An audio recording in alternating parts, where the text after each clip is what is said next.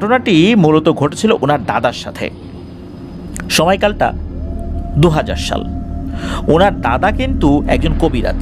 কবিরাজ বলতে ঝাড়ফুঁক করার কবিরাজ নন, উনি গাছটা দিয়ে বিভিন্ন ধরনের ওষুধ তৈরি করে বিভিন্ন রোগীকে সেবা দিতেন।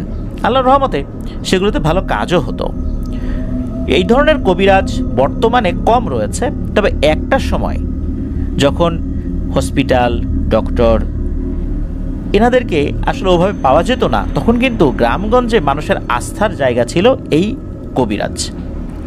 তো এই যে কবিরাজ দাদু, উনি মাঝে মাঝেই তো রংপুর শহরে আসতেন। রংপুর যে মেডিকেল কলেজ রয়েছে, এই মেডিকেল কলেজের আশেপাশেই ঘটনাটি ঘটেছিল।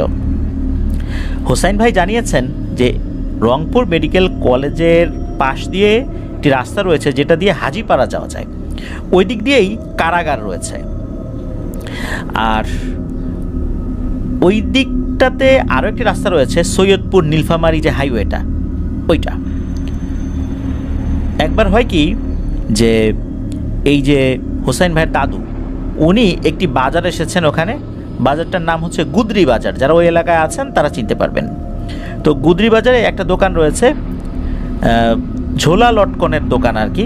ওখানে বিভিন্ন আয়ুর্বেদিক জিনিস পাওয়া যায়, ওষুধ তৈরির সরঞ্জামাদি পাওয়া যায়, অনেক গাছগাছরা পাওয়া যায়। বিশেষ করে কবিরাজরা ওই দোকানে এসে বিভিন্ন ধরনের জিনিসপত্র সংগ্রহ করেন, যেগুলো দিয়ে তারা ওষুধ তৈরি করেন। তাছাড়া ওই দোকানে ওষুধও পাওয়া যায়। তো দাদু সব কাজ শেষ করতে করতে রাত প্রায় ৯টা সাড়ে ৯টা লাগিয়ে দেন, এরকম একটা সময়। তো বাড়িতে ফিরবেন, ফেরার জন্য একটি রিক্সাও ঠিক করেন। ওই সময়ে এখনকার মতো তো অটো রিক্সা ছিল না, পায়ে চালিত রিক্সাগুলো ছিল। আর পায়ে চালিত রিক্সার পেছনে নিচের দিকে হারিকেন কিন্তু ঝোলানো থাকতো, এটা আপনারা অনেকেই দেখেছেন। এখনও হয়তো বা বাংলাদেশের কোনো কোনো এলাকায় রিক্সার নিচে হারিকেন দেখা যায়। দূর থেকে হারিকেন দেখলেই রাতের বেলা বোঝা যেত রিক্সা আসছে। এখন তো এরকমটা দেখা যায় না। তো ওরকম একটা রিক্সা উনি ঠিক করে, যেটার নিচে হারিকেন ঝোলানো ছিল, হারিকেন জ্বলছিল। তো রিক্সাওয়ালা তাকে নিয়ে যাচ্ছিলেন। যেতে যেতে লাশ কাটা ঘরের কাছে চলে এসেছেন। ওই সময় কিন্তু এই লাশ কাটা ঘরটা রংপুর মেডিকেল থেকে বেশ দূরে ছিল। যেমনটা শুধু যে ওইখানে ছিল বিষয়টা এরকম না, যেমন আমাদের রাজবাড়ী জেলা তো সদর হসপিটাল থেকে লাশ কাটা ঘরটা বেশ দূরে, আগে কিন্তু এরকমই ছিল। তো ওই সময় ওইখানে এই লাশ কাটা ঘরটা ছিল। যখন ওনাদের রিক্সাটা ওইখানে চলে এসেছে, তখন হঠাৎ করে হয় কি, মনে হচ্ছে যে সাইক্লোন শুরু হয়েছে। আর ওই সাইক্লোন বা ঘূর্ণিঝড়টা শুধু মনে হচ্ছে ওই লাশ কাটা ঘরের আশেপাশে, যে ঘরবাড়ি তো নাই, যে গাছপালাগুলো রয়েছে, মনে হচ্ছে শুধু ওখানে রয়েছে। এখন এই সাইক্লোনের মতো বাতাসের কারণে এই রিক্সার নিচে থাকা যেই হারিকেনটা, এই হারিকেনটার আলো নিভে যায়। ওখানে তো আশেপাশে কোনো দোকানপাটও নাই। এখন যেরকম দোকানপাট হয়েছে, ঘরবাড়ি তৈরি হয়েছে, ওই সময় কিন্তু এরকম ছিল না। আজ থেকে ২৫ বছর আগে, মানে ২০০০ সালে। তখন এই আলোটা পাবে কোথায়? কিন্তু এই যে যিনি রিক্সা চালক, তার কাছে ম্যাচ ছিল। যেহেতু আলো নিভে গেছে, এখন হাড়ি কিন্তু জ্বালাতে হবে। তো রিক্সাটা থামিয়ে যিনি রিক্সা চালক, উনি রিক্সা থেকে নিচে নামেন। আর এই যে কবিরাজ দাদুকে রিক্সা চালক বলেন যে, কাকা আপনি বসেন, আমি হারিকেনটা জ্বালাই। উনি কি করেছেন, রিক্সার নিচে গিয়ে হারিকেনটা ঠিক করার চেষ্টা করছেন। তো ওনার পকেটে আবার ম্যাচ ছিল। আর রিক্সা চালকও উনি বিড়ি খেতেন। এখন হচ্ছে কি, ওনার পকেট হাতাচ্ছেন, লুঙ্গির এখানে যে গুজে রাখা যায় ওখানে হাতাচ্ছেন, কিন্তু উনি ম্যাচ খুঁজে পাচ্ছেন না। কবিরাজ দাদু বলছেন যে, হ্যাঁ কি হলো, জ্বালাতে পারছো? তখন ওই রিক্সা চালক বলছেন যে, না কাকা, ম্যাচ তো খুঁজে পাচ্ছি না, হাতড়াচ্ছি, ম্যাচ তো খুঁজে পাই না। এখন এই অন্ধকারে আবার কোথাও পড়ে গেল নাকি এখানে, তাও তো বুঝতে পারছি না। আপনার কাছে ম্যাচ আছে? তখন কবিরাজ দাদু বললেন, না রে বাবু, আমার কাছে তো ম্যাচ নাই। এখন কি করা যায়? তখন কবিরাজ দাদুকে ওই রিক্সা চালক বলছেন যে, কাকা আপনি একটু বসেন, আমি দেখি আশেপাশে কোথাও কোনো কিছু পাই কি না। এমত অবস্থায় হঠাৎ করে রিক্সা যিনি চালক উনি বলছেন যে ও কাকা দাঁড়ান দাঁড়ান, আমি মনে হয় ম্যাচের সন্ধান পেয়ে গেছি। যখন ওই রিক্সা চালক উনি নিচু হয়ে ওই হারিকেনের কাছে গিয়েছিলেন, তখন উনি দেখছেন যে রাস্তার উল্টো পাশেই যেই লাশ কাটা ঘর রয়েছে, ওই লাশ কাটা ঘরের ভেতর থেকে আলো ভেসে আসছে এবং উনি দেখতে পাচ্ছেন যে একটা লোক উল্টো হয়ে বসে আছে। মানে ওই লাশ কাটা ঘরের জানালা খোলা, ভেতরে কোনো হারিকেন জ্বলছে, হারিকেনের আলো যেরকমটা হয় আর কি, ওরকম বোঝা যায় যে এটা হারিকেনের আলো, আর উল্টো হয়ে বসে আছে। তখন ওই রিক্সা চালক বলছেন যে ও কাকা পেয়ে গেছি তো আলো, যাই আমি নিয়ে আসি। তখন আবার কবিরাজ দাদু বলছেন যে কোত্থেকে আলো পেলে? বলে যে ওই যে দেখেন লাশ কাটা ঘরে আলো জ্বলছে, মনে হয় ডোম ভিতরে বসে আছে, আমি ওর কাছ থেকে ম্যাচটা নিয়ে আসি। তখন এই কবিরাজ দাদু বলছেন যে থাক থাক বাবু, তোমার যেতে হবে না, তুমি রিক্সার কাছে থাকো, আমি গিয়ে নিয়ে আসি। এই বলে কবিরাজ দাদু উনি রিক্সা থেকে নেমেছেন।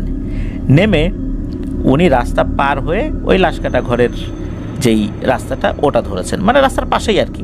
রাস্তার থেকে সামান্য একটু 20-25 কদম হেঁটে ওই ঘরটার কাছে যেতে হয়। তো উনি দূর থেকে দেখছেন যে হ্যাঁ ঠিকই, রিক্সা চালক ঠিকই দেখেছেন, উনি দেখতে ভুল করেন নাই। ওখানে একটা ছোট্ট জানালা রয়েছে, ওই জানালার দিকে পিঠ দিয়ে কেউ একজন কোনো কাজ করছে আর ভিতরে আলো জ্বলছে। তো দাদু মনে করেছেন ওই ডোম বসে আছে, মনে হয় লাশ নিয়ে কোনো কাজ টাজ করছে আর কি। তো উনি ওই জায়গায় গিয়েছেন, যাওয়ার পর জানালার কাছে গিয়ে বলছেন যে ও ভাই একটু ম্যাচ দাও না, রিক্সার হারিকেন তো নিভে গেছে, সামনে যাব কিভাবে, ঝড় বাদল শুরু হয়ে যাচ্ছে। তো বলার পর কোনো উত্তর আসে না।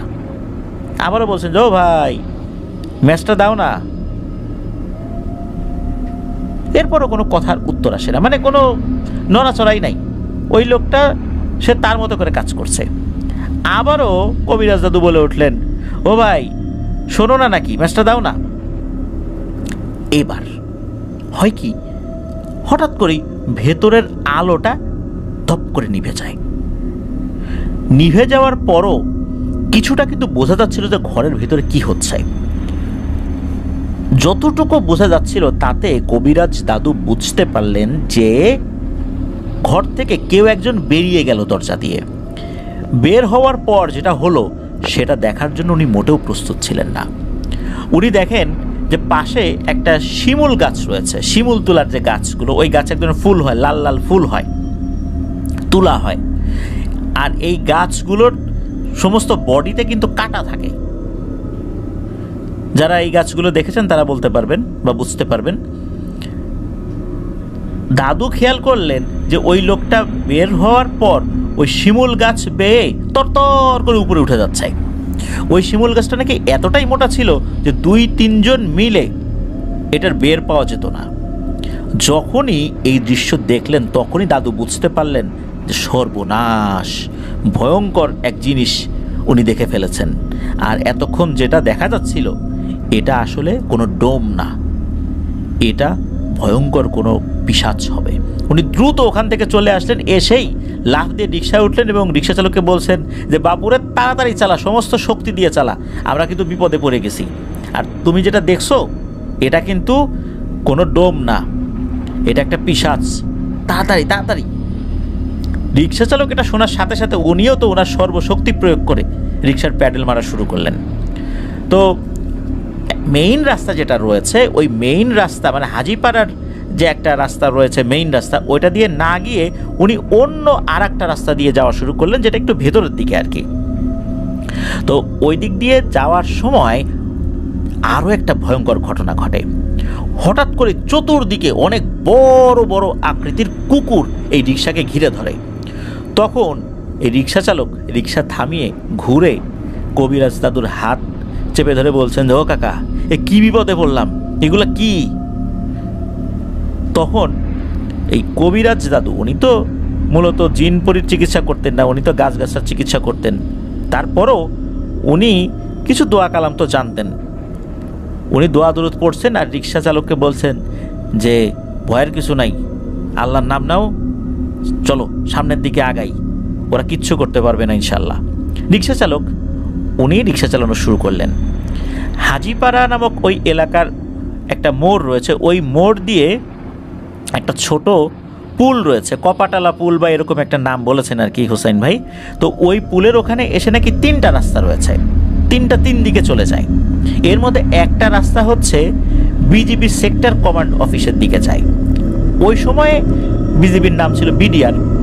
তো ওই সময়ের যে বিডিআর অফিস সেদিকে নিয়ে গিয়েছেন রিক্সা, কারণ হচ্ছে আশেপাশে অন্ধকার, আর ওই অফিসের ওখানেই চতুর্দিকে কিছু আলো দেখা যায়, এছাড়া কিন্তু আলো নাই।